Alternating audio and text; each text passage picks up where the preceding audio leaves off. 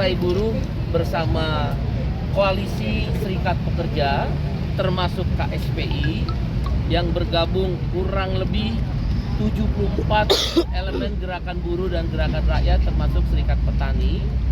Dan kami mendapat kabar juga kawan-kawan BEM seluruh Indonesia dan juga gerakan-gerakan BEM mahasiswa lainnya dan beberapa elemen lagi akan hadir di DPR RI pada pukul sekitar di antara jam 10 atau sampai dengan jam 11 untuk Koalisi Serikat Pekerja termasuk KSPI bersama Partai Buruh.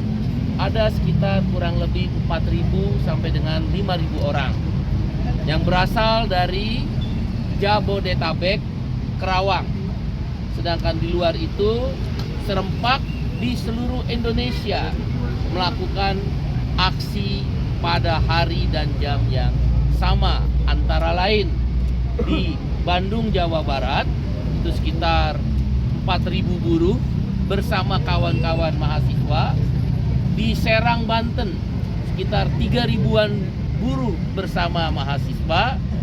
Di Surabaya ada 5.000-an buruh bersama mahasiswa juga dan elemen lainnya. Di Semarang, Jawa Tengah ribuan buruh. Di Batam, Kepulauan Riau ada kurang lebih 1.500 buruh. Kemudian di Medan 1.000-an buruh Sumatera Utara. Kemudian di Lampung, di Bengkulu, di Banda Aceh, ratusan buruh bersama mahasiswa juga melakukan aksi. Di Makassar, Sulawesi Selatan, di Morowali, Sulawesi Tengah, dan daerah-daerah lainnya. Begitu pula di Banjarmasin, Kalimantan Selatan, dan daerah lainnya di Indonesia Timur seperti Ternate, Ambon, dan sebagian di Kupang dan Lombok. Ini menunjukkan bahwa aksi pada hari ini meluas di seluruh Indonesia yang berasal, yang diorganisir oleh Partai Buruh, Gerakan Serikat Buruh, Gerakan Mahasiswa yang bergabung di BEM, maupun yang bergabung di organisasi-organisasi kemahasiswaan lainnya.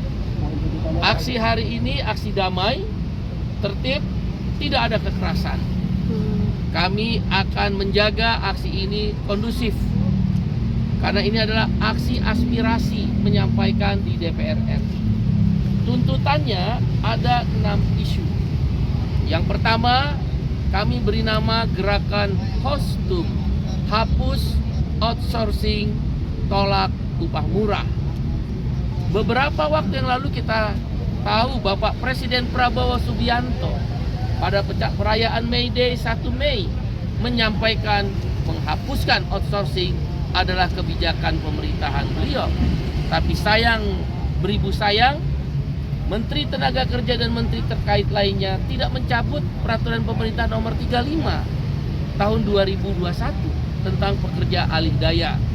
Padahal keputusan MK nomor 168 2024 yang dimenangkan gugatannya oleh Partai Buruh dan Serikat Buruh lainnya menyatakan pekerja alih daya itu sudah tidak ada. Yang ada hanya jenis pekerjaan yang dibatasi. Itu jelas kalimatnya. Tapi menteri yang mengoperasionalkan itu. Jadi jangan salahkan buruh. Minimum upah kita semua tahun 2026 sebesar 8,5% sampai dengan 10,5%. Hitungannya juga dari pemerintah. Keputusan MK nomor 168 menyatakan kenaikan upah minimum berdasarkan inflasi, pertumbuhan ekonomi, dan indeks tertentu. Sudah ada rumusnya, sudah disepakati oleh pemerintah dan Mahkamah Konstitusi, sudah ada keputusannya. Inflasi dihitung oleh Litbang Partai Buruh dan KSPI, Koalisi Serikat Pekerja, dari Oktober 2024 sampai September 2025, kalau itu prediksi ya, Agustus September 3,26%. Itu data pemerintah BPS. Kemudian pertumbuhan ekonomi dengan kurun waktu yang sama 5,1 sampai 5,2%. Jumlahkan saja nggak perlu matematika seorang profesor. Memang indeks tertentu kami pakai 1,0. Sedangkan sebelumnya Presiden Prabowo kan menggunakan indeks tertentunya 0,9 tahun lalu. Maka dapatlah 5,2% tambah 3,26% sama dengan 8,46%, dibulatkan 8,5%. Apa yang salah? DPR aja naikin tunjangan seenak-enaknya dia. Dia naikin gaji seenak-enaknya dia. Pakai joget-joget lagi.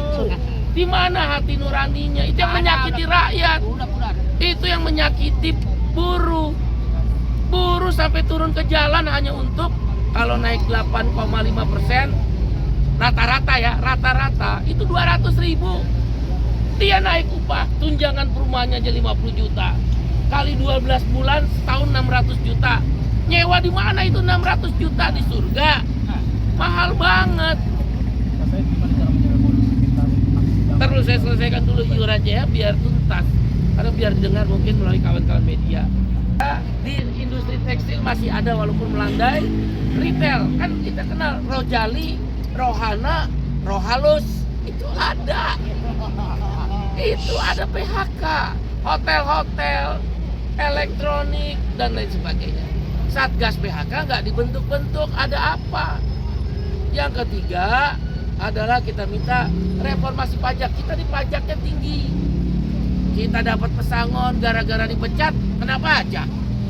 Kita dapat THR buat ongkos pulang kampung, kena pajak.